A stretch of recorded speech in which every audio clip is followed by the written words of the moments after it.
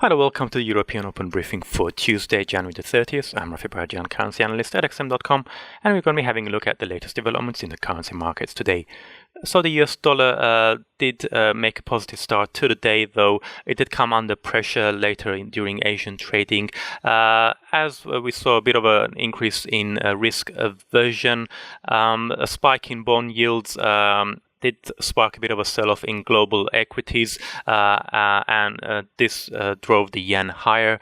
Other notable movers this morning is the UK pound, which has come under pressure on fresh Brexit concerns, as well as renewed political uncertainty in the UK regarding Theresa May's premiership. The euro is slightly down this morning ahead of GDP numbers out of the Eurozone shortly, and the Aussie and the Kiwi are the main losers from this morning's risk-off sentiment. Let's start with the dollar. We can see here the dollar index versus the yield on 10-year Treasury notes. Treasury yields hit a near 4-year high of 2.73% earlier today. So the expectations that global central banks around the world will begin to pull the plug on ultra easy monetary policy during 2018 is basically driving not just treasury yields but global government bond yields higher. The dollar index, we can see, has also is being supported by the rising yields, though the dollar index at the moment is struggling to rise beyond 89, around the 89.60 area. The main focus later today will be President Trump's State of the Union address. This will be his first State of the Union speech since becoming president.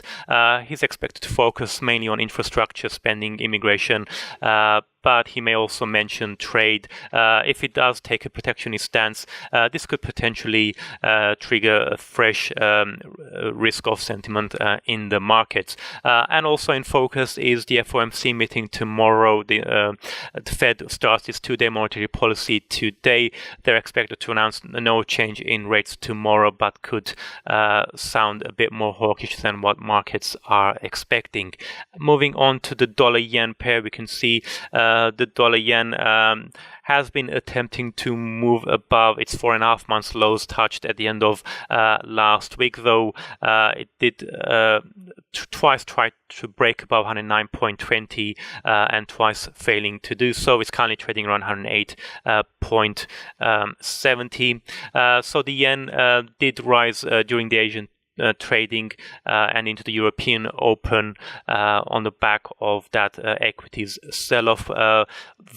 Plus, the yen is also being supported by decent data out of Japan. We saw retail sales in December rising by 3.6% on an annual basis. Forecasts were just for 1.8%.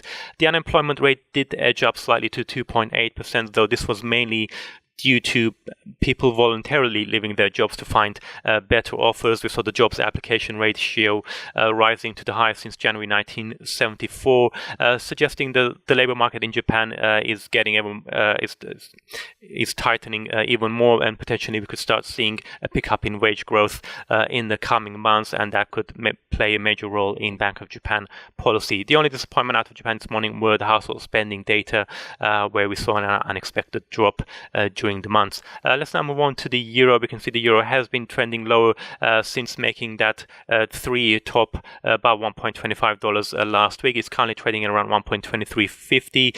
It twice found support around 1.2330. So there is growing evidence that the ECB will likely stop its asset purchase at the end of 2018, though yesterday's dovish remarks by the ECB's chief economist Peter Praet did weigh on the euro slightly. He did say that the ECB will only stop its asset purchases when it can be sure that inflation is on a sustained path upwards.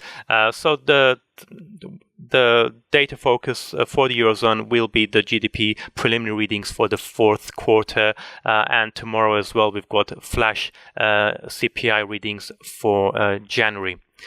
let's take a look at the UK pound now, because the pound is under heavy pressure this morning. It's breached the 1.40 level, currently trading just below it. It had made a 1.5-year high of 1.4344 at the end of last week. The EU yesterday said that it's offering UK a transitional period of 21 months. The UK was hoping 24 months.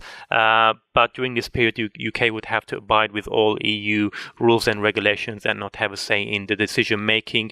And although the UK has welcomed this offer, it has said that there is some distance on several issues. Some UK newspapers are reporting that the UK may reject this offer because it does not want to accept free movement of people, as well as accepting any new EU laws being passed during this period. So there is a bit of disagreement on some issues there. Plus, on top of this, the UK Prime Minister Theresa May is facing a fresh revolt within a party. She's received quite a bit of criticism from some senior Conservatives about her the lack of leadership and direction regarding Brexit. Although many people are saying that a leadership challenge is unlikely, but still, nevertheless, this is weighing on sterling as it keeps coming up time and time again. Let's move on to the Australian and New Zealand dollars. The Aussie is currently trading around 0.8060 versus the US dollar. Last week it did make a 2.5-year high of above 0.81 level. The Kiwi also made a fresh high last week of a 5.5-month high. Is currently trading just below the 0.73 level. Both currencies, which are very sensitive to risk sentiment, have come under pressure from that loss of risk appetite, as well as a slightly stronger US dollar. But both currencies did find support from strong data out of Australia and New Zealand. Australia's NAB Business Conditions Index rose to plus 13 in December from plus 12. That's above its well above its long-run average. And New Zealand's trade balance turned positive in December as exports jumped to a monthly record. The main focus for the Aussie next is inflation numbers out of Australia early tomorrow morning. And finally, looking at today's economic calendar, we can see the Japanese data there, as well as the UK, the Eurozone GDP and economic sentiment index.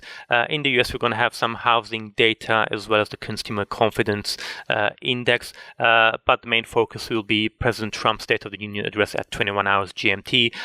We're also going to hear from Bank of England Governor Mark Carney. He will be testifying before the House of Lords Economic Affairs Committee in Parliament. That's at 15:30 GMT. That's it from me. Thank you very much for watching and have a great day.